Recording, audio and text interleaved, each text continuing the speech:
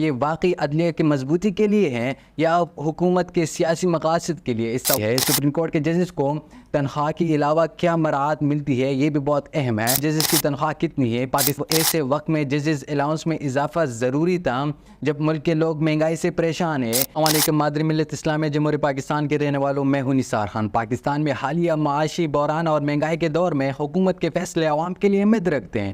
حال ہی میں وفاقی وزارت قانون و انصاف کی جانب سے ایک نوٹیفیکیشن جاری کیا گیا ہے جس میں سپریم کورٹ کے ججز کو دیے جانے والے ہاؤس رینٹ الاؤنس اور جوڈیشل الاؤنس میں نمایاں اضافہ کیا گیا ہے۔ اس اقدام کے بعد سوشل میڈیا صارفین نے حکومت پر شدید تنقید کی ہے اور سوال اٹھائے ہیں کہ آیا یہ فیصلہ صحیح وقت پر کیا گیا ہے یا نہیں۔ آئے اس صورتحال کی تفصیل پر نظر ڈالتے ہیں۔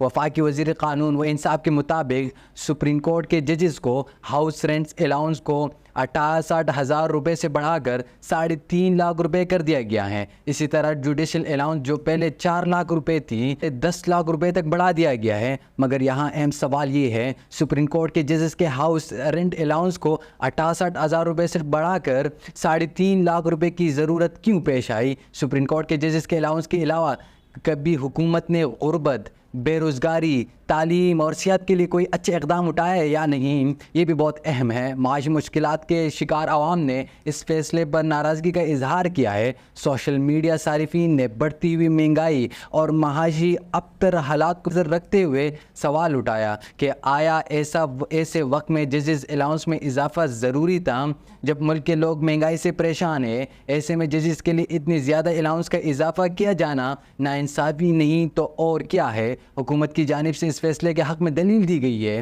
کہ یہ اضافہ عدلیہ کے ججز کی کارکردگی بہتر بنانے اور انہیں معاشی دباؤ سے آزاد رکھنے کے لیے کیا گیا ہے۔ اس کے علاوہ حالیہ بل کے ذریعے سپریم کورٹ میں ججز کی تعداد 17 سے بڑھا کر 25 کرنے کی منظوری دی گئی ہے۔ کا کہنا ہے کہ اس فیصلے سے عدالت عظمیٰ میں 60,000 سے زیادہ زیر التوا مقدمات کو نمٹانے میں مدد ملے گی۔ پاکستان تحریک انصاف نے اس فیصلے پر شدید تنقید کرتے ہوئے الزام عائد کیا ہے کہ حکومت یہ سب عدلیہ پر دباؤ ڈالنے اور اپنے من پسند ججز کی تقرری کے لیے کر رہی ہے۔ پی ٹی آئی کے ترجمان کا یہ اقدام حکومت کی طرف سے اعلیٰ عدلیہ کو نوازنے کی سوچی سمجھی سازش ہے تاکہ عدلیہ کو اپنے مفاد کے لیے اور اپنے مفاد کے مطابق استعمال کیا جا سکے۔ ماہرین کے مطابق ججز کی تعداد میں اضافے اور ان کے الاؤنس میں اضافے عدالت کی کارکردگی کو بہتر بنانے کے لیے کیا گیا ہے، مگر اس کی ٹائمنگ اور معاشی بحران کی صورتحال نے اس فیصلے پر سوالات کھڑے کر دیے ہیں۔ پاکستان میں عدلیہ کو مستحکم کرنا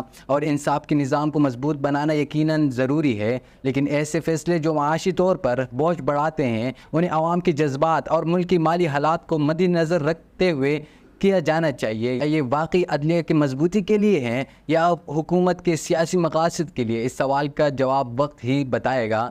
آج کی مشکل معاشی حالات میں عوامی اعتماد بحال کرنا کسی بھی حکومت کے لیے سب سے بڑا چیلنج ہوتا ہے۔ ایسے میں عدلیہ کے ججز کے الاؤنس میں اضافہ ایک غیر معمولی فیصلہ ہے جس پر تنقید اور سوالات دونوں جائز ہیں۔ کورٹ کے ججز کی تنخواہ کتنی ہے؟ پاکستان میں سپریم کورٹ کے چیف جسٹس کی تنخواہ اس وقت تقریباً 12.5 لاکھ روپے ہیں۔ وزارت انصاف و قانون کی گزشتہ برس جولائی میں جاری ہونے والے نوٹیفیکیشن کے مطابق سپریم کورٹ کے باقی ججز کی ماہانہ تنخواہ تقریباً 11 لاکھ روپے بنتی ہے۔ سپریم کورٹ کے ججز کو تنخواہ کے علاوہ کیا مراعات ملتی ہے؟ یہ بھی بہت اہم ہے۔ سپریم کورٹ ججز لیو پینشن اینڈ پریولیج آرڈر 1997 کے مطابق سپریم کورٹ کے ججز کو ماہانہ تنخواہ کے علاوہ سرکاری گھر بھی ملتا ہے۔ سرکاری گھر نہ ملنے کی صورت میں سپریم کورٹ کے جج کو کرائے کے گھر میں رہنے پر ماہانہ کرائے کی مد میں الاؤنس دیا جاتا ہے۔ گھر کے ساتھ ساتھ حکومت پاکستان جج کے گھر میں استعمال ہونے والی بجلی، گیس، پانی کا بل بھی حکومتی خزانے سے ادا کرتی ہے۔ اس کے علاوہ سپریم کورٹ کے جج کو سرکاری گاڑی کے ساتھ